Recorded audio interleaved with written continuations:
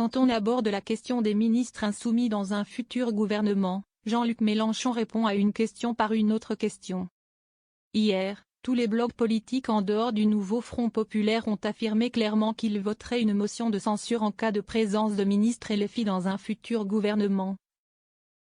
Rappelle Anne-Claire Coudray dans une entrevue en direct au journal de 13h de TF1 avec le fondateur de LFI, parti majoritaire au sein du NFP. En effet, cette motion à l'Assemblée, si elle aboutit, forcerait instantanément le nouveau gouvernement à démissionner.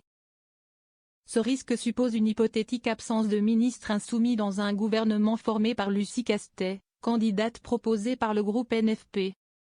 Est-ce que vous seriez prêt à renoncer à votre participation pour permettre à la gauche de gouverner? Demande alors la présentatrice du JT à Jean-Luc Mélenchon. Toujours du côté de la solution.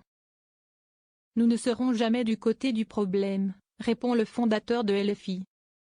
Nous serons toujours du côté de la solution, avant d'ajouter que si est à son tour de poser une question au chef des trois partis macronistes et de la droite. Le gouvernement de Madame Lucie Castet, s'il ne comportait aucun ministre insoumis. Est-ce que vous vous engagez à ne pas voter la censure et à lui permettre d'appliquer le programme pour lequel nous sommes arrivés en tête des élections législatives? Répondez-nous, a-t-il déclaré au micro d'Anne-Claire Coudray. Menace contre menace. Car si vous nous répondez non, alors on dira les ministres insoumis, en fait, si est-il un prétexte. Si est-il du programme que vous ne voulez pas. Donc vous ne valez pas plus cher que M. Macron, puisque vous refusez d'entendre la voix du suffrage universel. Qui a placé le NFP en tête, précise-t-il, avant de remercier les dirigeants des 4 partis du NFP, qui, tous, ont eu à cœur de défendre l'unité du NFP et la présence de ministres insoumis. Une idée reprise par Jean-Luc Mélenchon sur son compte X, partagée par Fabien Roussel, secrétaire national du PCF. Le président de la République et ses soutiens sont donc placés face à leurs responsabilités, écrit-il sur le réseau social.